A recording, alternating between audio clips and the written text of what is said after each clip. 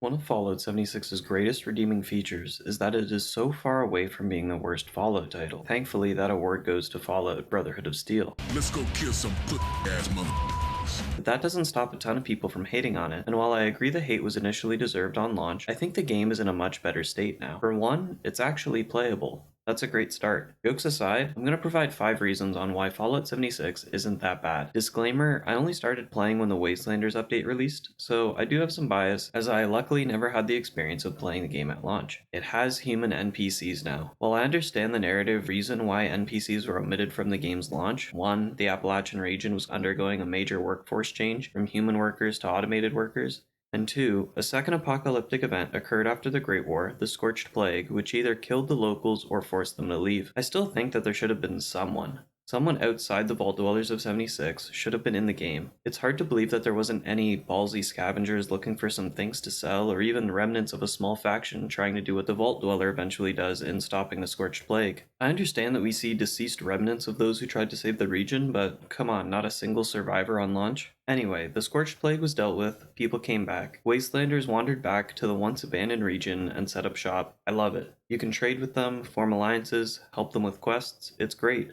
Love to get a bit of human NPC interaction. The main story quest is effective. The way the game delivers the story is fluid and easy to understand. You are a vault dweller in a vault with the objective of recolonizing American soil from the harsh nuclear wasteland that was promised. Following the path of your former overseer, you go on a series of quests that not only teach you the basic mechanics of the game, but also give you a chance to learn about the various factions of the area and what exactly happened to Appalachia after the Great War. You start with the Responders, then the Fire Breathers, Raiders, Free States, Brotherhood of Steel, and then finally the Enclave. You learn their history, their interactions, their problems, their motivations, all in this sequential order which culminates in piecing together the entire story of the Appalachian region. These major factions and leaders failed to see the bigger picture and effectively work together, leading to an apocalyptic event. If this sounds familiar, it's because it's the exact same way the Great War came to be. The whole story and world of Appalachia is this condensed parallel to the Fallout universe as a whole. The leaders of the countries failed to see the bigger picture and effectively work together, leading to the Great War. The passive storytelling is the best in the series. The world is littered with holotapes, notes, abandoned buildings, and random encounters that add to the flavor of the world. While this passive storytelling occurs in some form in every installment,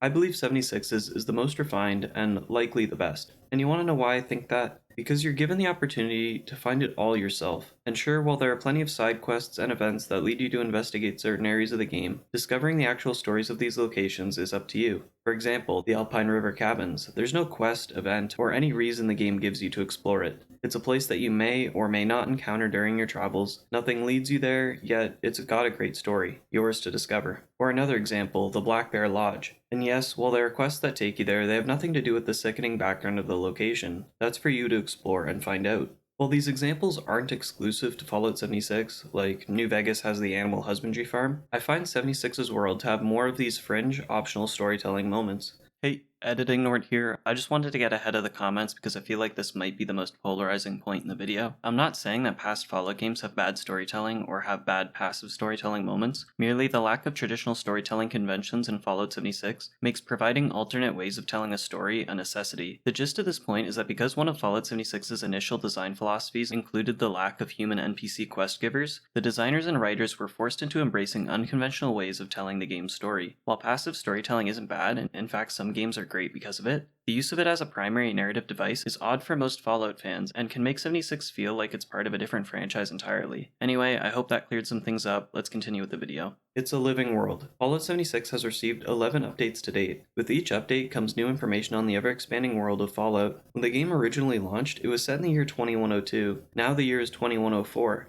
2 years of in-game time has passed, and you get to explore and experience everything that comes with it. With the Wastelanders update came a new main story plotline, altering the original one. Now when you start a new character, the year will be 2103. Settlers will have started to arrive in Appalachia, safe from the contained Scorch threat in search of rumored treasure. Does that sound familiar? Anyway, you're given an alternate introduction tutorial. This time, instead of going to Flatwoods and doing the Responders quests, you go to a bar in town, the Wayward, and do a quest line there. After that is done, you proceed with the original main story quests until eventually returning to the Overseer and getting started on making a vaccine to the Scorched Plague. Then we had the Brotherhood of Steel updates, Steel Dawn and Steel Rain, which were teased in the Legendary Run update, with Russell Dorsey getting the Atlas Observatory set up for the Brotherhood 1st Expeditionary Force, and the community had a series of limited time events to help Dorsey fortify the observatory. If the community managed to donate a certain amount of materials in a specific time frame, everyone was rewarded with some pretty neat things. It's a living Fallout world where things change with every update.